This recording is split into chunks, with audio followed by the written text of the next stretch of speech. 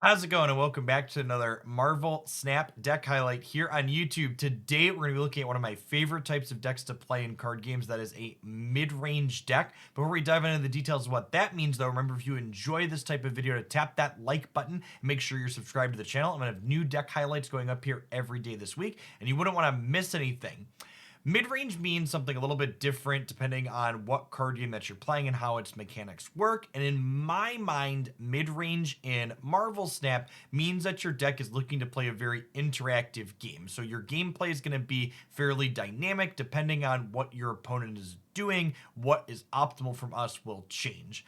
This deck is headlined by the key card I have listed here, and that's Domino. Domino is a 2-mana, 3-power card that you always draw this card on turn 2 and not before. So why is Domino a key card in this deck? Well, if you look at the curve, meaning the mana cost of the rest of the cards that we're playing, everything other than Domino and Hellcow here costs 3 or more mana. This is because most of the interactive cards in this game are the more powerful and more expensive cards, and Domino is so instrumental in this deck because she allows us to have a play guaranteed on turn 2 while playing a large number of more expensive cards to give us key interaction regardless of what our opponent is playing against. What does our interaction look like? Well, we have things like Storm that allow us to impact locations on the board and lock them out. We have Juggernaut, who soft combos with Storm, being able to push people out of a location they were played into that turn. We have Killmonger, who absolutely decimates the Khazar 1-drop decks. We have Wave, who not only doubles as a way to play our higher cost cards ahead of curve, but also disrupt things like the Sarah deck that are looking to flood the board on the last turn. We've got Shang-Chi to destroy opposing large units. And we've got Dr. Octopus, who is quickly growing on me as my favorite thing to be doing in this deck, who's a really interesting design. So 5 mana, 10 power, so good rate on the surface. It says on reveal, pull 4 random cards from the opponent's hand to their side at this location.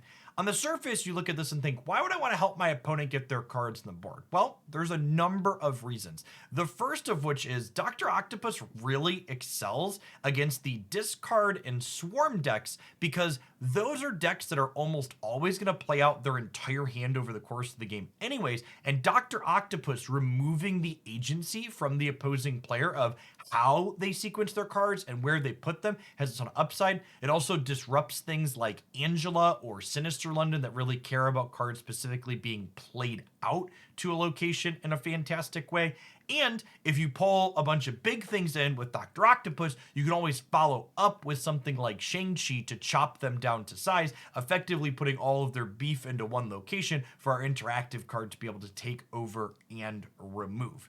Now, the last card I'd like to call out in our deck list that I think may raise some eyebrows is Hellcow here, the only other 2-drop outside of Domino.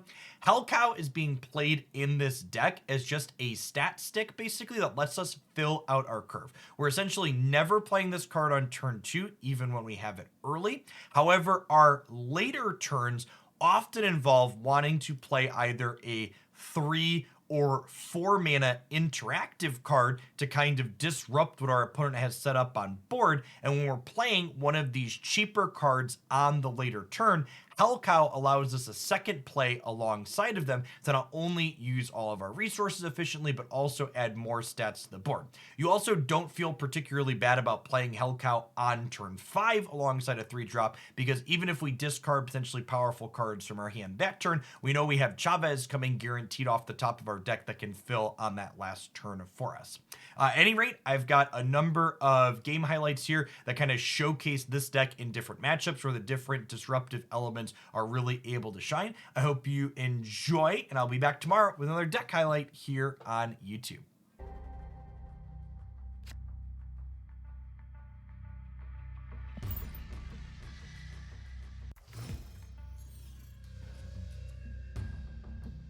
What are the odds?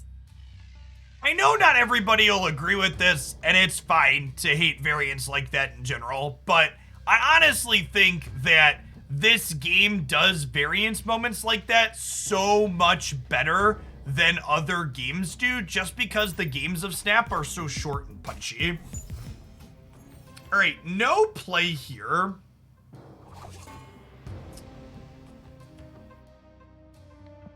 I'm gonna snap, because I think we're gonna wave into Doc Ock into Sinister London here. And filling London before they can play a bunch of cards into it has a lot of upside for us. Because it means we'll get to copy things like Captain Marvel and Magneto here, and they won't.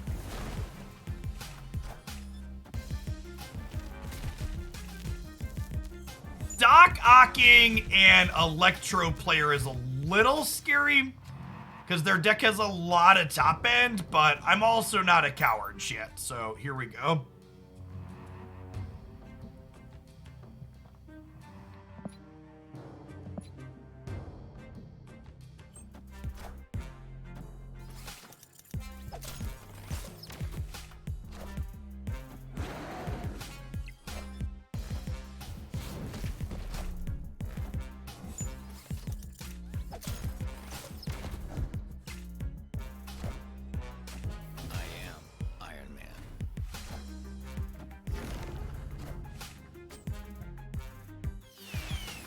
You know?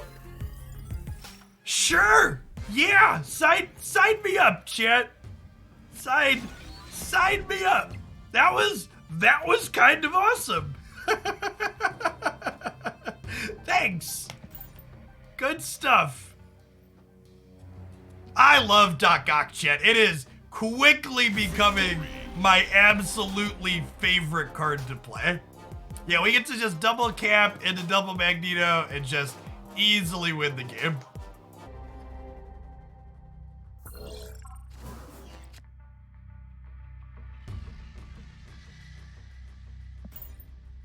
Yeah, it's actually got a lot of very satisfying disruptive elements in it. That's for sure. Always lucky.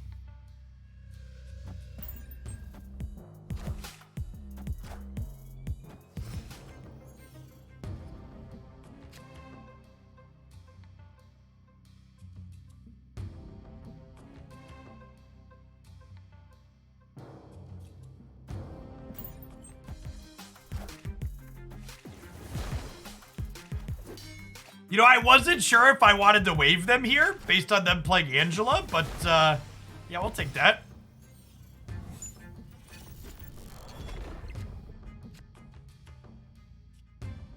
Okay, so now we just like yoink a friend into the center here, right?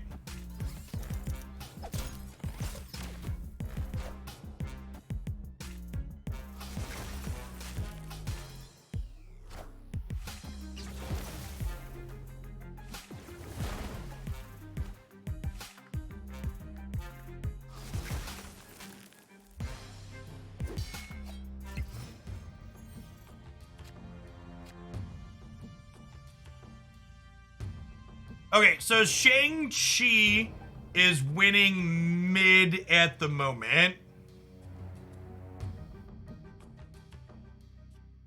I think we just Jubilee here.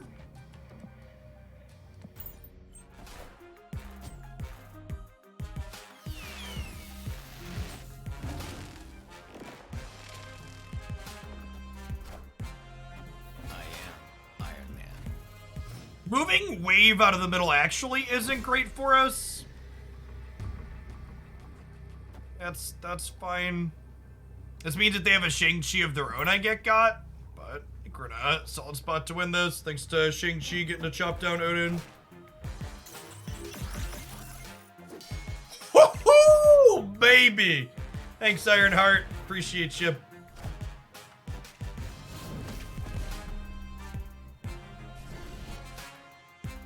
Good night.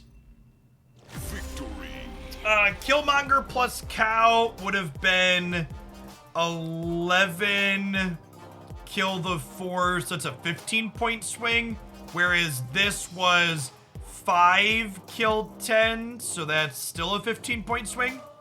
I think Shang-Chi's better overall, right? Because they're exactly the same, but this has more upside in case they do something like Ironheart here.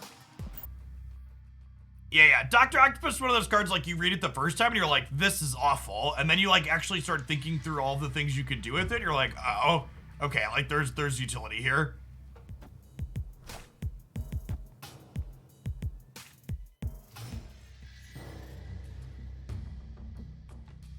What are the odds? Can't play 1-cost cards. Might as well be textless against us, chip. Almost assuredly storming the Mindscape. But to like storm into Jubilee there or potentially storm into Juggernaut.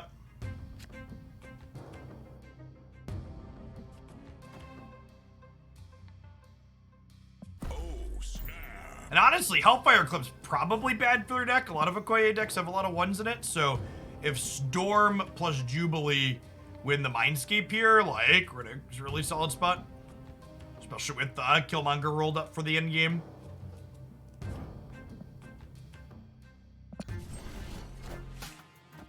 Wind aid my hand.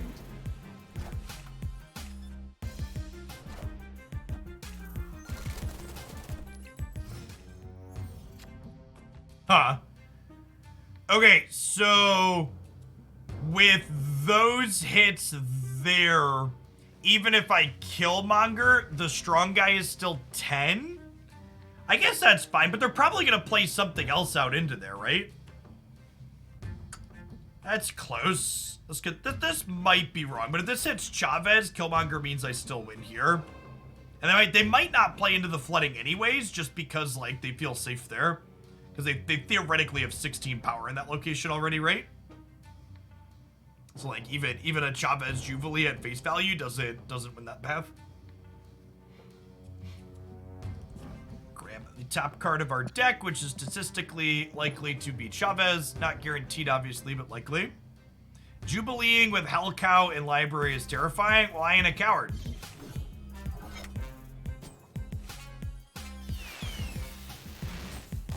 There's Miguel.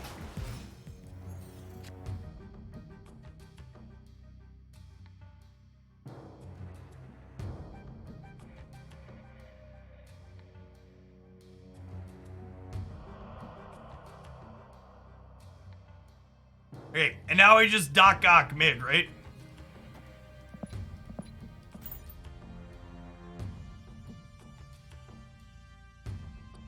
Fill the board up for Killmonger.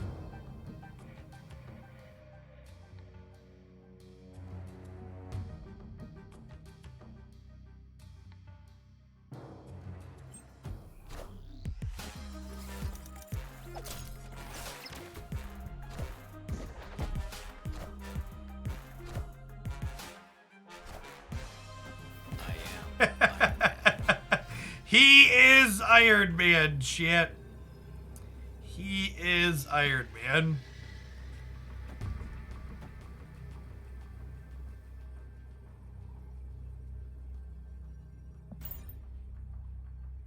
Killmonger's about to live up to his name. He's coming for him.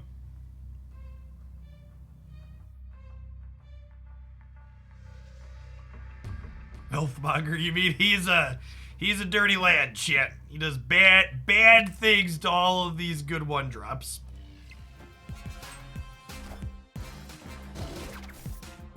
So long, friends.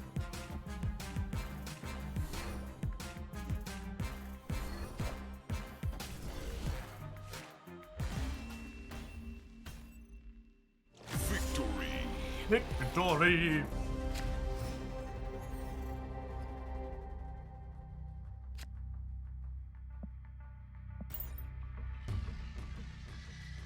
Our deck is better than our pilot, maybe.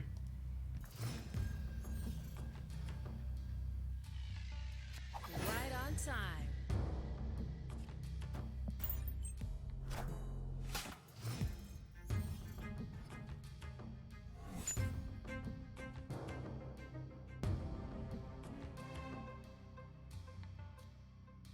I think we just Juggernaut here. Keeping their things out of Stark Tower gives us more total power here later. Could also kick something into the sewer system that they don't want in the sewer system.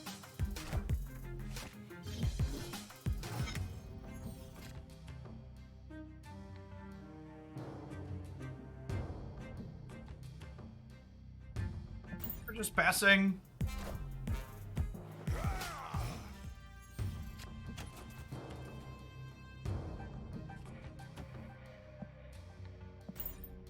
Holding onto the Killmonger against their Khazar deck is good value. Yeah. And this kind of hand shows a little bit of the power of Hell Cow in this deck too, because our turn 6 gets to be Hell Cow plus whichever of these 2 disruptive elements is better. We're basically playing Hell Cow to fill curve on these end turns when we want to play a disruptive card on the last turn, rather than a Chavez or a Magneto or something like that. All systems go.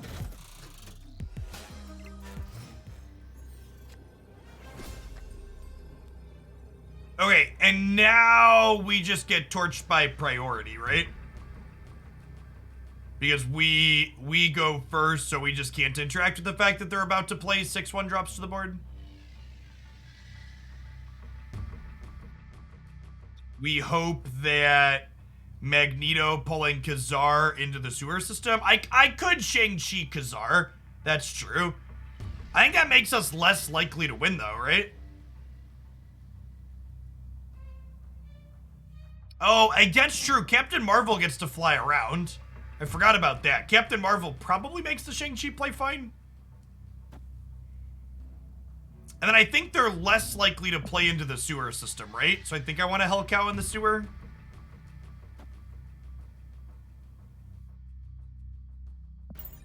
In for 1 cube, for sure.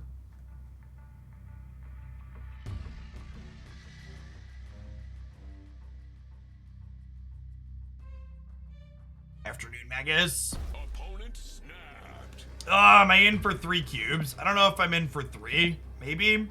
They're about to play 6/1 drops and rinse us off.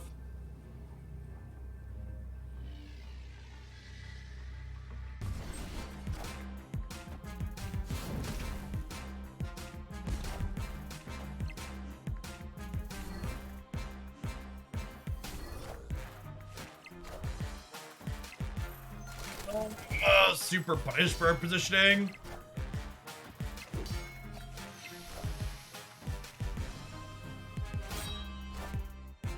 Oh, Miss Marvel!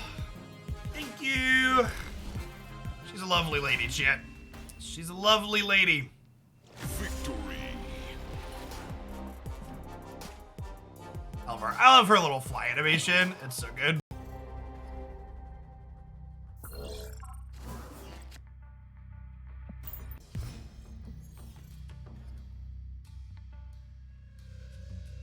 What are the odds?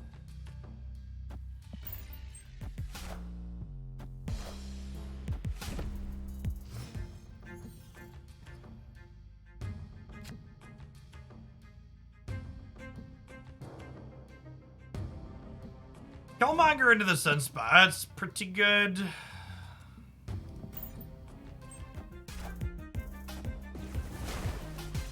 Here and see what they do.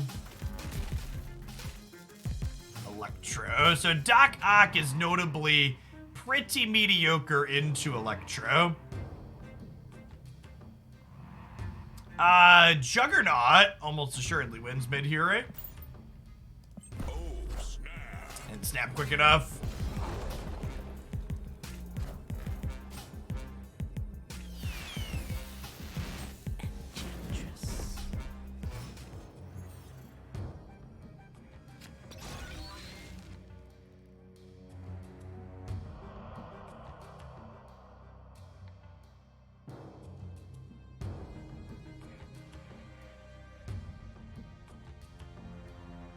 We Captain Marvel this turn into like Killmonger plus Elko.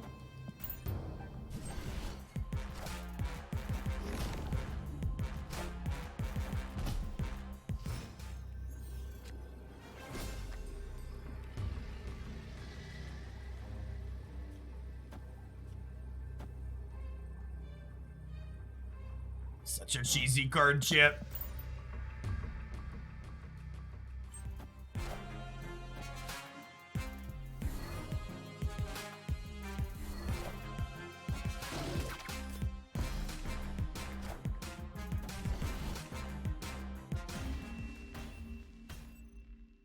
Victory. We're on the scoreboard. Hey, thanks for being one of the awesome folks that made it all the way to the end of the video. Remember, if you want to see more stuff like this here, smash that like button. Make sure you're subscribed to the channel. I'm absolutely loving all things Marvel Snap, and I'd love to do more of this, and your support makes that possible. Thanks for watching, and we'll see you back again real soon for more Snap content here on YouTube.